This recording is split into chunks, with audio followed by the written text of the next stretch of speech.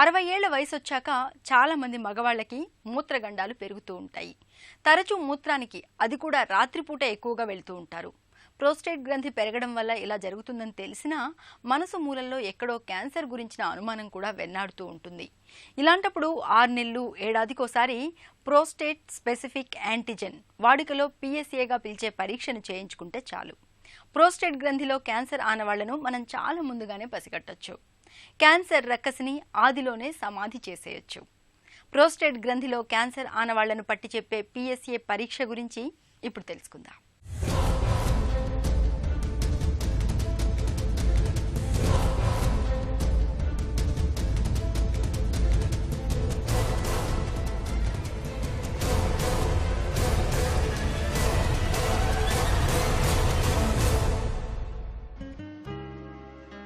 కొన్ని రకాల రక్త పరీక్షలను బట్టి కూడా శరీరంలో ఏవైనా క్యాన్సర్లు ఉన్నాయేమోనని నిర్ధారిస్తూ ఉంటారు డాక్టర్లు.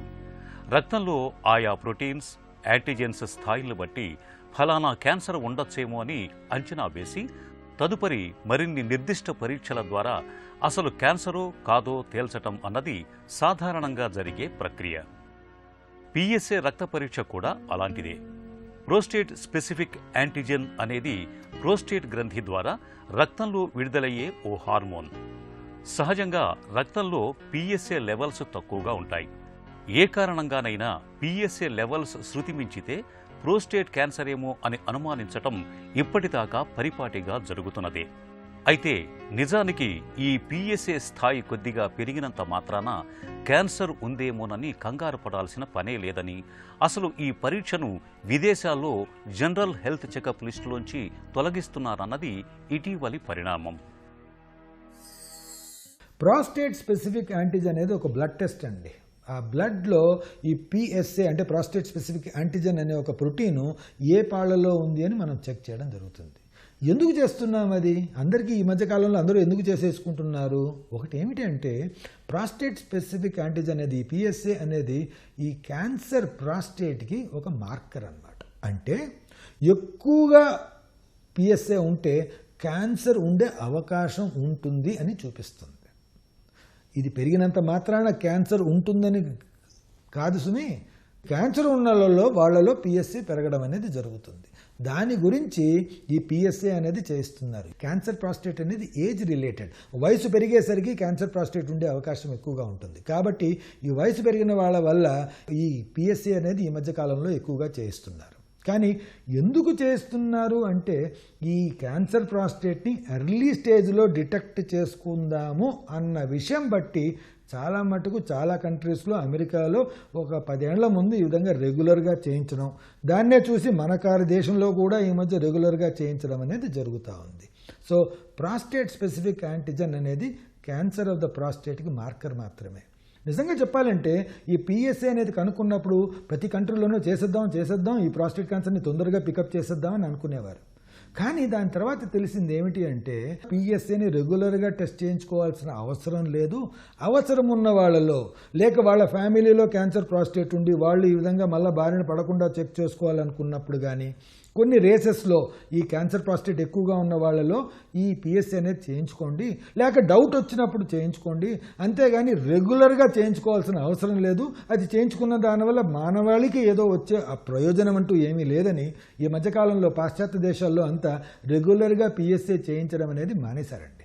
కానీ ఎవరన్నా సరే ఏ వయసులో ఉన్న 50 ఏళ్ళు పైబడిన ప్రతి మనిషి యూరినరీ కంప్లైంట్ అంటే ఇన్ఫెక్షన్ వల్ల కానీ, మూత్రం ఆగిపోయిన దానివల్ల కానీ, మూత్రంలో ఏదన్నా మన ఇన్స్ట్రుమెంటేషన్ చేసిన దానివల్ల కానీ, లేక ఒక్కొక్కసారి లాంగ్ జర్నీ వల్ల కూడా, ఒక్కొక్కసారి సెక్షువల్ యాక్టివిటీ వల్ల కూడా ఈ PSA పెరిగే అవకాశం ఉంటుంది. కాబట్టి PSA పెరిగినంత మాత్రాన క్యాన్సర్ ఉన్నట్టు కాదు.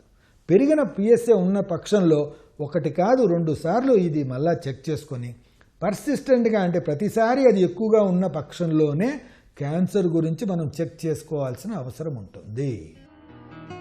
నిజానికి రక్త పరీక్షలో PSA స్థాయి పెరిగినంత మాత్రాన ప్రోస్టేట్ క్యాన్సర్ ఉందని అర్థం కాదు.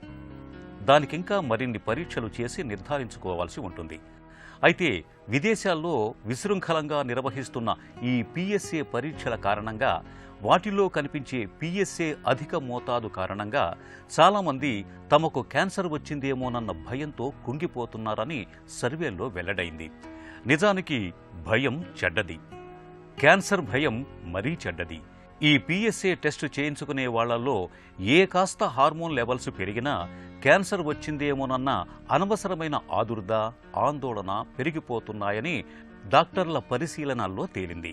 దీంతో విదేశాల్లో సాధ్యమైనంత వరకు బేసిక్ ఆరోగ్య పరీక్షల్లోంచి ఈ పిఎస్ఏ పరీక్ష తొలగించారు.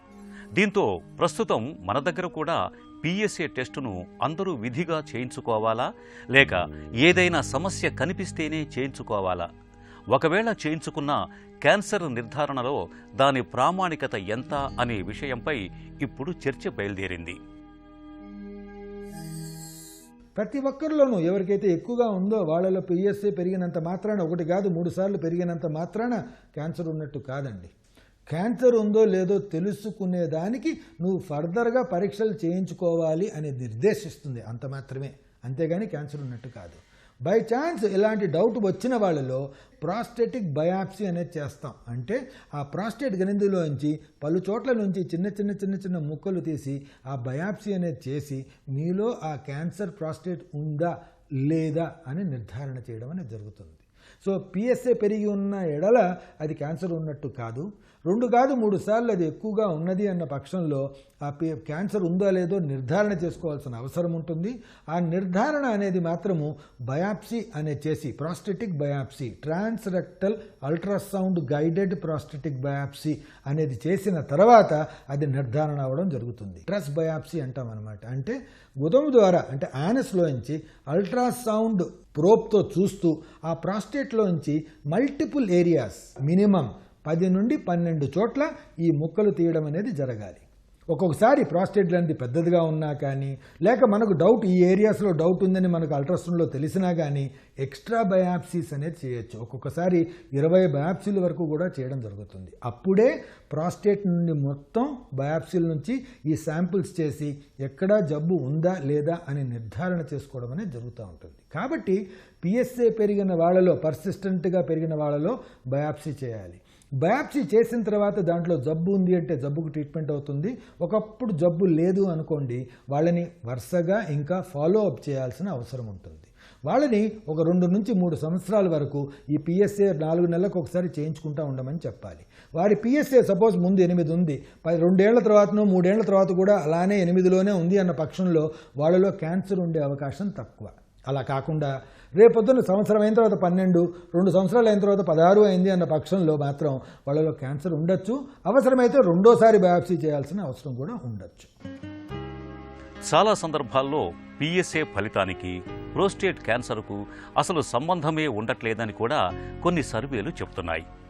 పిఎస్ఏ పెరిగి క్యాన్సర్లు లేని సందర్భాలు, పిఎస్ఏ పెరగకపోయినా క్యాన్సర్లు బయటపడే సందర్భాలు ఉంటూ ఉంటాయని డాక్టర్లు చెబుతున్నారు. ఈ నేపథ్యంలో సొంతంగా పిఎస్ఏ టెస్టులు చేయించుకుని అనవసరమైన ఆందోళనకు గురి కాకుండా డాక్టర్ సలహా మేరకు ఈ పరీక్ష చేయించుకోవటం మంచిది.